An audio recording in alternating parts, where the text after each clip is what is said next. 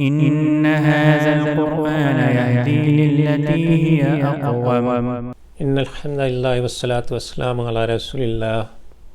اعوذ باللہ من الشیطان الرجیم. بسم اللہ الرحمن الرحیم. پارہ نمبر 22 خلاصہ و تفہیم. پیغمبر کی بیویوں کا معاشرے میں قائدانہ کردار تھا. دینی امور میں لوگ ان سے رہنمائی حاصل کیا کرتے تھے، اس لیے حکم دیا گیا کہ دوسروں سے بات کرو تو محتاط اور قدر خشک انداز سے بات کرو. اس طرح بے تکلف انداز میں بات نہ کرو جس طرح ایک محرم رشتہ دار سے بات کی جاتی ہے، تاکہ منافقین کو کوئی بات رکھنے کی جگہ نہ ملے.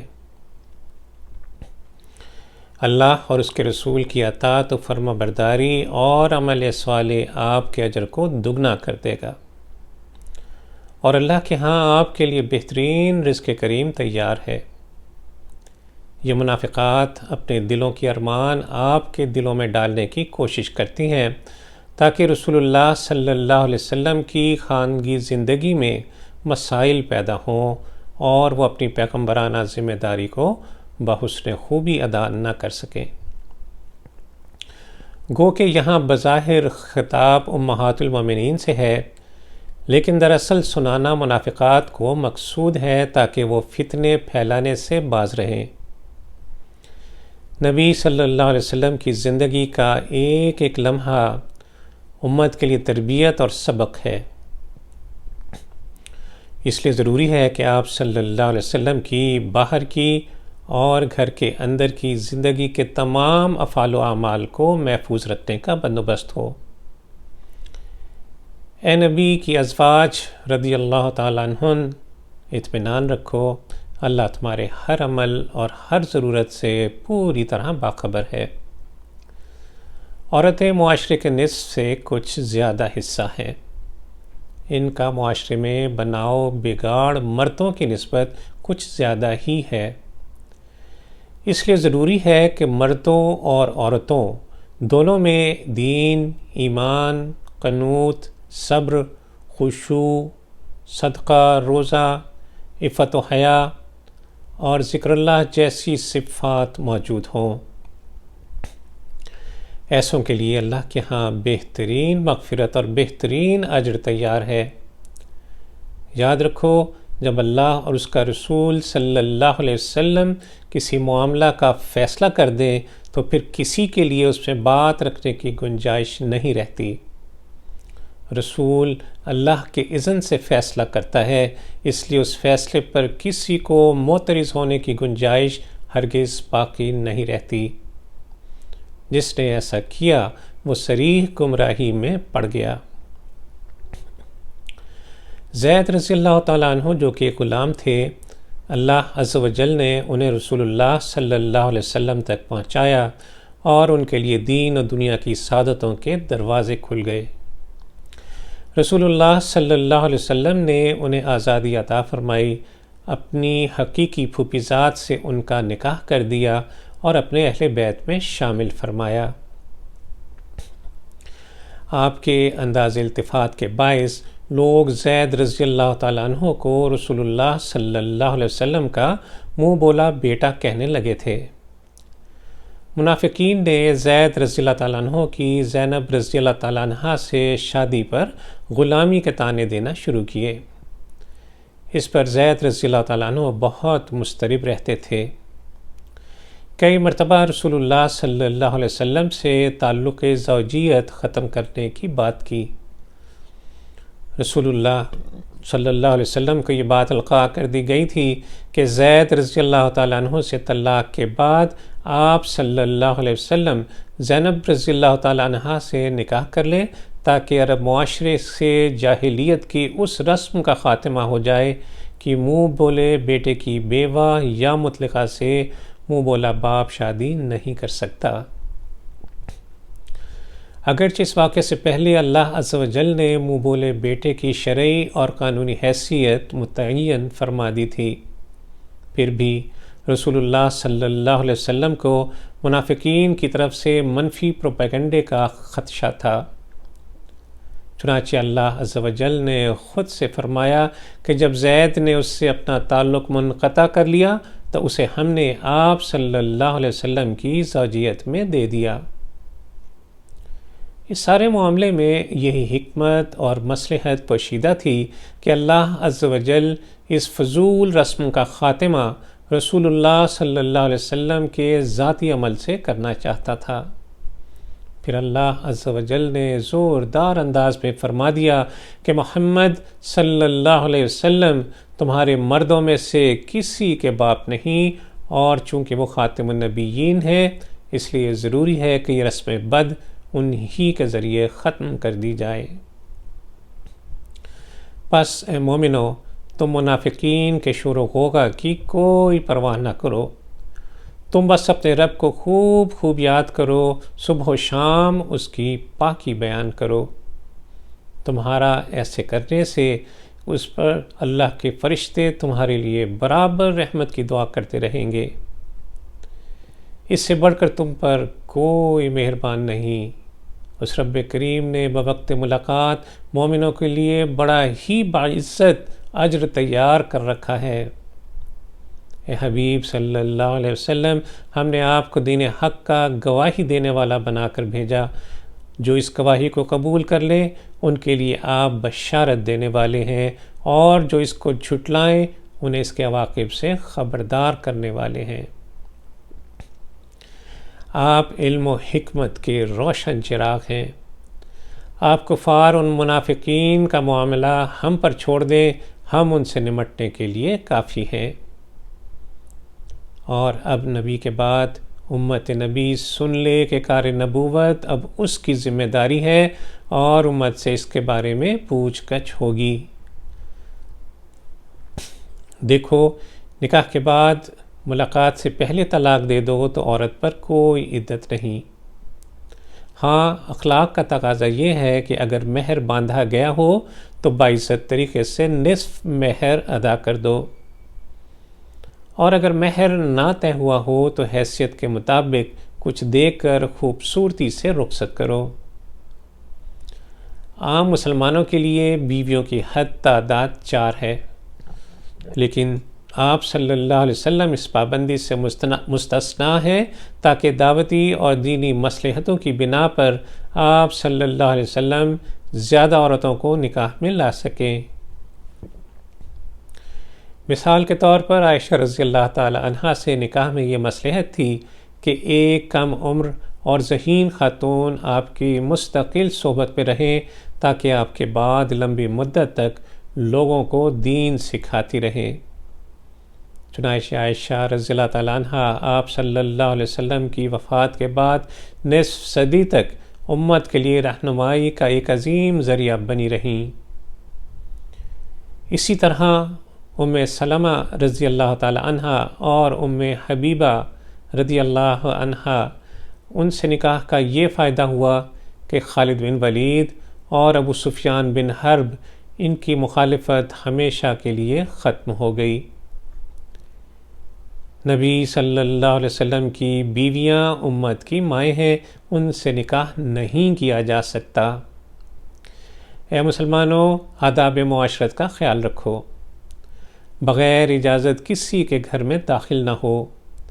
جب کھانے یا کسی ضرورت کے لیے بلایا جائے تو بقدر ضرورت وہاں بیٹھو اور فراغت کے بعد فوراً واپس ہو جاؤ۔ غیر ضروری باتوں سے اجتناب کرو۔ عورتوں سے متعلق کوئی کام ہو تو پردے کی اوٹ سے انجام دو۔ تمہارے رویے سے کسی دوسرے کو تکلیف نہیں پہنچنی چاہیے۔ جو لوگ نبی صلی اللہ علیہ وسلم کو ایذا پہنچا رہے ہیں انہیں معلوم ہو کہ انہیں اللہ اور اس کے فرشتوں کی پوری تائید حاصل ہے۔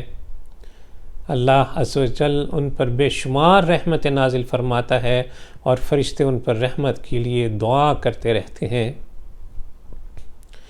نبی صلی اللہ علیہ وسلم کا احسان تو لوگوں پر ہے، نہ کہ اللہ اور اس کے فرشتوں پر۔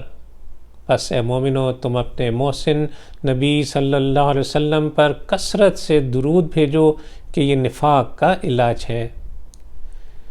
اللہ کے رسول صلی اللہ علیہ وسلم کو ایذا پہنچانا دراصل اللہ کو ایذا پہنچانا ہے، جو لوگ رسول اللہ صلی اللہ علیہ وسلم کی دل آزاری اور توہین کے مرتکب ہو رہے ہیں ان پر دنیا اور آخرت میں اللہ کی لعنت ہے اور رسوا کن عذاب ہے۔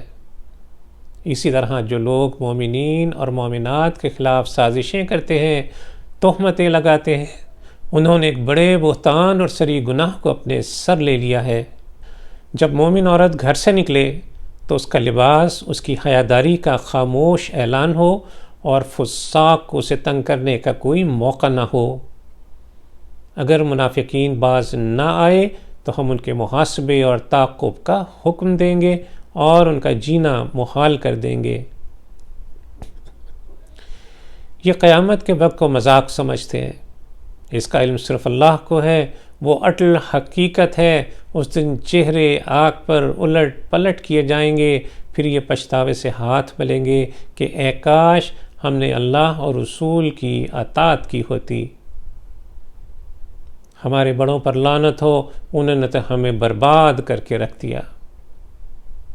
اے مومنو، یہود کی روش سے احتراز کرو اور سیدھی بات کیا کرو، یہ انداز گفتگو تمہارے اعمال درست کر دے گا اور تمہارے قصوروں سے درگزر کیا جائے گا۔ جان لو کہ کامیابی صرف اللہ اور اس کے رسول کی اطاعت میں ہے۔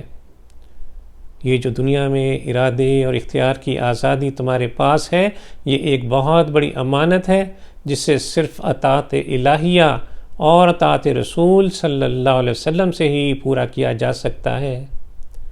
اس امانت کے بوجھ سے آسمان، زمین اور پہاڑ بھی ڈر گئے، مگر انسان نے اسے اٹھا لیا۔ لیکن افسوس کہ وہ اس امانت کے تحت اپنی ذمہ داری کو محسوس نہیں کرتا اور خیانت کا مرتکب ہو رہا ہے۔ اس امانت سے روگردانی کرنے پر اللہ منافقین اور مشرکین کو سزا دے گا اور مومنین پر مہربانی سے متوجہ ہوگا۔ سورہ سبا، بسم اللہ الرحمن الرحیم۔ دنیا و آخرت کی سب حمد و ثنا اللہ کے لیے ہے جو دانا و بینا ہے، کچھ بھی اس کے علم سے باہر نہیں۔ وہ نہایت مہربان ہستی ہے۔ جس تکبر اور استہزاء سے یہ قیامت کا انکار کرتے ہیں، انہیں معلوم ہو کہ قیامت آ کے رہے گی تاکہ نیکوکار اپنے رب سے مغفرت اور اس سے رزق کریم پائیں، اور منکرین حق اپنے حصے کا عذاب سمیٹیں۔ اہل علم اس حقیقت سے بخوبی واقف ہیں۔ منکرین حق تمہاری دعوت کا مذاق اڑاتے ہیں اور لوگوں سے کہتے ہیں کہ آؤ تمہیں ایک ایسا سرفراز شخص دکھائیں جو مجنون یا جھوٹا ہے، جو کہتا ہے کہ جب ہڈیاں بوسیدہ ہو جائیں گی، جسم گل سڑ جائیں گے، تم حساب کتاب کے لیے اٹھا کھڑے کیے جاؤ گے۔ یہ ظالم اگر صرف آسمان اور زمین کی تخلیق پر ہی غور کر لے تو انہیں سب سمجھ میں آ جائے۔ کائنات کی ہر چیز اللہ کی تسبیح بیان کرتی ہے۔ جب مومن اپنے رب کی محبت میں سرشار اس کی حمد بیان کرتا ہے تو ساری کائنات اس کی حمد میں ہم آواز ہو جاتی ہے۔ داؤد علیہ السلام جب اللہ عز و جل کی تسبیح بیان کرتے تو پہاڑ اور پرندے ان کے ساتھ تسبیح میں شریک ہو جایا کرتے۔ انہیں لوہے سے لباس بنانے کا فن عطا کیا گیا۔ سلیمان علیہ السلام کو ہواؤں پر تصرف عطا کیا گیا اور جنوں کو ان کے تابع بنا دیا گیا، اور انہیں خاص وقت تک سلیمان علیہ السلام کی موت کا پتہ نہ چلنے دیا گیا۔ پس بندوں کو چاہیے کہ ہر نعمت کے لیے اللہ عز و جل کے شکر گزار ہوں۔ سبا جو موجودہ یمن ہے نہایت زرخیز اور شاداب علاقہ تھا۔ اس کی اصل شاہراہ کے دونوں جانب نہایت شاداب باغوں کا سلسلہ تھا جو پورے علاقے پر پھیلا ہوا تھا۔ افسوس کہ اس کے باشندوں نے اللہ عز و جل کے اس فضل کی قدر نہ کی، جس کی پاداش میں اللہ نے ان پر ایک سیلاب بھیجا جس سے پورا ملک تباہ ہو کر رہ گیا۔ اللہ نے انہیں خوشحال تجارت کے آسان اور محفوظ راستے عطا کیے تھے، لیکن ان کی سرکشی نے یہ نعمت ان سے چھین لی۔ یہ حقیقت ہے کہ بے صبری اور ناشکری نعمتیں چھین لے جاتی ہیں۔ یاد رہے کہ شیطان صرف بہکا سکتا ہے، بس شیطان نے اہل سبا کو ترغیبات کے ذریعے اللہ کی نعمتوں سے دور کر دیا۔ شیطان نے ہر دور میں ایسے عقائد لوگوں میں پھیلا دیے کہ فلاں فلاں کی اللہ عز و جل کے ہاں بڑی رسائی ہے، وہ نجات کروا دیں گے۔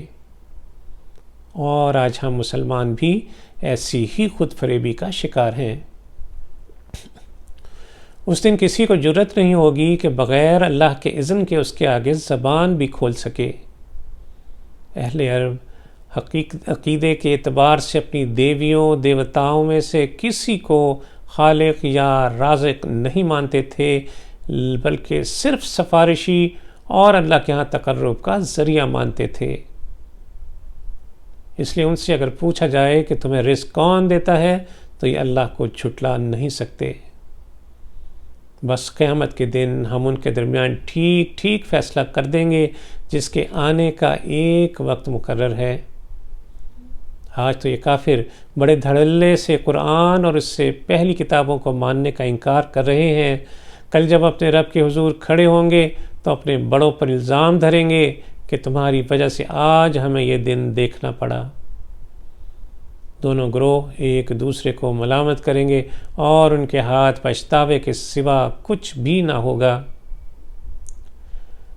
ہر قوم میں خوشحال لوگوں کا یہ وتیرہ رہا ہے کہ جب بھی ان میں کوئی پیغمبر بھیجا گیا، انہوں نے مال اور اولاد کے بلبوتے پر سرکشی اختیار کی اور جھوٹی امیدوں کا سہارا لیا۔ انہیں معلوم ہو کہ رزق اور نعمتیں سب کی سب اللہ کے ہاتھ میں ہیں۔ مال اور اولاد اللہ سے قربت نہیں دلاتے، بلکہ ایمان اور نیک عمل ہے جو عاقبت کے اچھے گھر کی ضمانت ہے۔ یہ کبر و غرور والے تو عذاب میں گھیر لیے جائیں گے۔ فرشتوں اور جنوں کی عبادت کرنے والے جہنم کا ایندھن بنیں گے۔ یہ قرآن کے مقابلے میں کبھی بھی دلیل نہیں لا سکے، اسے کبھی جادو بیانی کہا، کبھی انسانی قلم کا زور اور کبھی باپ دادا کے طور طریقوں کے تعصب کو اس کے مخالف ابھارا۔ ان سے پہلی قومیں ان سے زیادہ کر و فر اور شان و شوکت والی تھیں۔ رسولوں کی تکذیب نے انہیں سخت عذاب سے دوچار کیا۔ ہمیشہ سے دعوت حق کے خلاف ضد اور تعصب کے علاوہ کچھ بھی نہ رہا۔ اگر یہ ضد اور تعصب سے بالاتر ہو کر اکیلے یا اجتماعی غور و فکر کرتے تو یہ پیغمبر کی بات کو اپنے دل کی آواز جانتے، کیونکہ وہ سراسر انہی کی خیر خواہی کی بات کرتا ہے۔ اس کی بے قراری جنون نہیں، محض تمہیں جہنم کی آگ سے بچانا ہے۔ اس سب مشقت پر وہ تم سے کسی بھی معاوضے کا طلبگار نہیں۔ وہ تو صرف وہی بیان کرتا ہے جو اس کا رب اس پر القاء کرتا ہے۔ آج تمرد اور سرکشی کا شکار کل بولائے پھر رہے ہوں گے اور عذاب سے فرار کی کوئی راہ انہیں نہ سوجھے گی۔ سورہ فاطر۔ بسم اللہ الرحمن الرحیم۔ تمام تعریفیں اللہ ہی کے لیے ہیں جس نے آسمانوں اور زمین کو تخلیق فرمایا، پیغام رسانی اور اپنے احکام کی انجام دہی کے لیے فرشتے تخلیق کیے، جنہیں ان مشرکین نے اللہ کی بیٹیاں قرار دیا اور ان کو پوجنے لگ گئے۔ سب اسی کی مملوک ہیں، جس پر چاہے اپنی رحمت کے دروازے کھول دے، کوئی اسے روکنے والا نہیں۔ اے لوگو، کیا تم اللہ کے احسانات کو یاد رکھتے ہو؟ کیا اللہ کے سوا کوئی اور معبود بھی ہے جو تمہیں رزق اور تمام ضروریات زندگی دے رہا ہے؟ جب وہی ہر چیز کا خالق ہے تو پھر دوسروں کی بندگی کیوں؟ جان لو تمام معاملات فیصلے کے لیے اسی کی طرف لوٹائے جاتے ہیں۔ دیکھنا شیطان کے دھوکے میں آ کر دوزخ کی راہ پر نہ چل پڑنا۔ جو بدین کو نیکی سمجھنے لگ جائے وہ کیسے فلاح کو پہنچے گا؟ ایسوں کو اللہ راہ ہدایت نہیں دکھایا کرتا۔ پس نبی صلی اللہ علیہ وسلم آپ ان کی خاطر اپنی جان مت گھلائیں، انہوں نے اللہ کو چھوڑ کر دوسروں کو معبود بنا رکھا ہے تاکہ یہ عزت پائیں۔ تو انہیں معلوم ہو کہ عزت تو ساری کی ساری اللہ کے لیے ہے، صرف پاکیزہ اقوال اور صالح اعمال اس کی جناب میں قبول کیے جاتے ہیں۔ منکرین حق کی چال بازیوں کا مکر غارت ہونے والا ہے۔ ہم نے انسان کی ابتدا مٹی سے کی، پھر ایک بوند سے تمہیں جوڑے جوڑے بنا کر نسل انسانی کو جاری کر دیا۔ پھر جب تم ماں کے پیٹ میں پرورش پاتے ہو تو کون ہے جو شکم مادر میں تمہاری تخلیق کی ضروریات کا بندوبست کرتا ہے؟ پھر ہم تمہاری عمر کا تعین اور تمام ضروریات زندگی کا بندوبست ایک کتاب میں لکھ دیتے ہیں۔ ہم ہی نے تمہارے لیے سمندر بنائے تاکہ تم سفر کر سکو، غذا کے لیے تازہ گوشت اور زیبائش کے لیے قیمتی موتی حاصل کر سکو۔ غور کرو تو ہم نے ہر چیز کو تمہیں فائدہ پہنچانے پر لگا رکھا ہے، اور اس لیے تاکہ تم شکر گزار بنو۔ تمہارا رب کتنا کارساز ہے جس نے تمہارے لیے لیل و نہار کا زبردست نظام قائم کیا ہے۔ اب اس رب کو چھوڑ کر جنہیں تم پکارتے ہو وہ تو کھجور کی گٹھلی سے لگی اس بے فائدہ جھلی کے بھی مالک نہیں، وہ تمہاری پکار کیا سنیں گے؟ لوگو تم ہی اللہ کے محتاج ہو، وہ تو بڑا ہی غنی و حمید ہے۔ وہ چاہے تو تمہاری جگہ نئی خلقت لے آئے، بس جاگتے رہو، ہر شخص کا محاسبہ انفرادی ہوگا، کوئی کسی کا ذرا بوجھ نہ اٹھائے گا۔ کامیابی اسی کے لیے ہے جو بن دیکھے رب سے ڈرتا رہے۔ جو عقل و دل سے اندھے ہیں وہ کبھی صاحب بصیرت کے برابر نہیں ہو سکتے۔ اے نبی صلی اللہ علیہ وسلم، ان مردوں کو آپ کیا سنائیں گے؟ یہ تو عقلی اور روحانی طور پر مردہ ہے۔ اللہ سے تو ڈرنے والے بس وہی ہیں جو علم و معرفت کی روشنی رکھتے ہیں۔ یہی وہ لوگ ہیں جو اللہ کی کتاب کی تلاوت کرتے ہیں، نماز کا اہتمام کرتے ہیں اور اللہ کی عطا کو اس کے بندوں پر فیاضی سے خرچ کرتے ہیں۔ یہ اپنے رب سے ایسی تجارت کر رہے ہیں جو سراسر نفع کا سودا ہے۔ اللہ انہیں اپنے فضل اور بخشش سے نوازتا چلا جائے گا۔ پھر ہم نے بنی یعقوب سے بنی اسماعیل کو کتاب اللہ کا حامل بنانے کا فیصلہ کیا۔ جب نبی صلی اللہ علیہ وسلم نے بنی اسماعیل کے سامنے قرآن پیش کیا تو ان میں 3 قسم کے لوگ نکلے۔ ایک وہ جو اس کے مخالف بن کر کھڑے ہو گئے، دوسرے وہ جنہوں نے درمیانی راہ اختیار کی، اور تیسرا گروہ آگے بڑھنے والوں کا تھا جنہوں نے نبی صلی اللہ علیہ وسلم کا ساتھ دے کر اسلام کی عظیم تاریخ رقم کی۔ بس یہی گروہ نعمتوں والی جنتوں کا وارث ہوگا۔ اور جن لوگوں نے ہماری آیات کا انکار کیا، نہ تو انہیں موت آئے گی کہ وہ نجات پائیں اور نہ ہی ان کے عذاب میں کوئی کمی واقع ہوگی۔ وہ دوزخ میں چیخ و پکار کریں گے کہ ہمیں ایک بار یہاں سے نکال لو، پھر ہم ضرور نیک عمل کریں گے۔ تو کیا یہ بھول گئے کہ ہم نے انہیں سوچنے سمجھنے کے لیے لمبی عمر دی تھی اور اپنا نبی بھی سمجھانے کے لیے بھیجا تھا؟ بس اب بے یار و مددگار عذاب کا مزہ چکھو۔ بس جو کوئی کفر کرے تو اس کے کفر کا وبال اس کی اپنی جان پر ہے۔ کوئی ان سے پوچھے کہ جنہیں یہ اللہ کے ساتھ خدائی میں حصہ دار بناتے ہیں انہوں نے زمین میں کیا تخلیق کیا، یا آسمانوں میں ان کی کیا شراکت ہے؟ نہ ان کے پاس کوئی دلیل ہے نہ کوئی سند، بس ایک دوسرے کو محض فریب دیے جا رہے ہیں۔ تم تو بڑے جوش سے کہتے تھے کہ اگر ہمارے درمیان کوئی نبی آیا تو ہم اس کو پوری طرح مانیں گے اور اس کی بھرپور اطاعت کریں گے، مگر جب ہم نے تم میں ایک پیغمبر کھلے دلائل کے ساتھ بھیجا تو تم نے نہ صرف اس سے نظر انداز کیا بلکہ اس کے مخالف بن گئے۔ بس تمہاری چالیں تمہیں لے ڈوبیں گی۔ اللہ کی سنت کا انتظار کرو، وہ ایک خاص وقت تک مہلت دیتا ہے۔ اگر وہ لوگوں کو ان کے کرتوتوں پر فوری پکڑ کرنے لگے تو زمین پر کوئی انسان باقی نہ بچے۔ سورہ یاسین، بسم اللہ الرحمن الرحیم۔ اے حبیب صلی اللہ علیہ وسلم، اس قرآن حکیم کی قسم، آپ یقیناً ہمارے بھیجے ہوئے رسولوں میں سے ہیں۔ آپ کی رسالت صراط مستقیم ہے۔ یہ قرآن ہم نے نازل کیا جس کی ہر بات مضبوط اور محکم ہے، اور اس کا مقصد لوگوں کو ان کے انجام بد سے ڈرانا ہے۔ ایمان نہ لانے کی پاداش میں ان میں سے اکثر پر آپ کے رب کا فیصلہ عذاب چسپاں ہو گیا۔ اس کی وجہ ان کی حد درجہ ہٹ دھرمی، تکبر اور نخوت ہے۔ یہ نہ ماضی کی قوموں سے سبق لیتے ہیں، نہ ہی حال کو شعور کی آنکھ سے دیکھتے ہیں۔ ان کے دل مردہ ہو چکے۔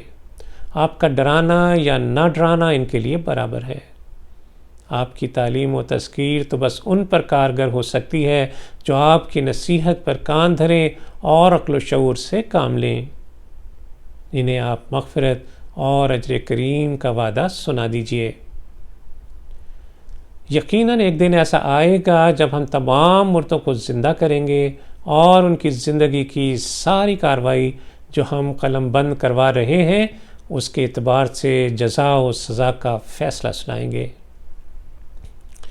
اے نبی صلی اللہ علیہ وسلم، ان سے ذرا دو رسولوں کی تکذیب کے انجام کا وہ عبرتناک واقعہ بیان کیجیے جسے بستی والوں نے جھٹلایا۔ پھر ہم نے ایک تیسرے نبی کو ان کی مدد کے لیے بھیجا، لیکن بستی والوں نے اس کی بھی کوئی پرواہ نہ کی۔ بستی والوں نے رسولوں کی تنبیہات پر جو نشانیاں ظاہر ہوئیں انہیں رسولوں کی نحوست پر محمول کیا۔ انہیں اپنے لیے فعال بد قرار دیا اور دھمکی دی کہ اگر تم باز نہ آئے تو ہم تمہیں سنگسار کر دیں گے اور انتہائی دردناک سزا دیں گے۔ رسولوں نے کہا کہ تم اپنی بدبختی کے اسباب دوسروں میں ڈھونڈنے کے بجائے اپنے گریبانوں میں جھانکو۔ یہ نحوست تمہارے اپنے عقائد اور اعمال کا نتیجہ ہے۔ ان کی اصلاح پر توجہ دو۔ اللہ کی حدود کو پامال کر کے اس کے عذاب کو دعوت مت دو۔ اتنے میں دعوت اسلامی پر لبیک کہنے والا اسی شہر کا ایک شخص جس نے سچائی کو پا لیا تھا اپنی قوم کے پاس آتا ہے اور انہیں دعوت حق دیتا ہے اور انبیاء کے خلاف تشدد سے باز رکھنے کی کوشش کرتا ہے۔ انشاءاللہ اس واقعہ کا احاطہ کل اگلے پارے میں کریں گے۔ اللہ عز و جل سے دعا ہے کہ وہ ہمیں اس شخص کی طرح ایک زندہ اور ایمان سے پرجوش قلب عطا فرمائے، ہمیں قرآن کی حقیقی پیروی کی توفیق عطا فرمائے، ہمیں قرآن کے واقعات سے عبرت حاصل کرنے کی توفیق عطا فرمائے، اور جب ہم اس کے حضور حاضر ہوں وہ ہم سے راضی ہو۔ وصلی اللہ تعالی علی خیر خلقہ محمد وعلی آلہ وصحبہ وسلم۔ صلو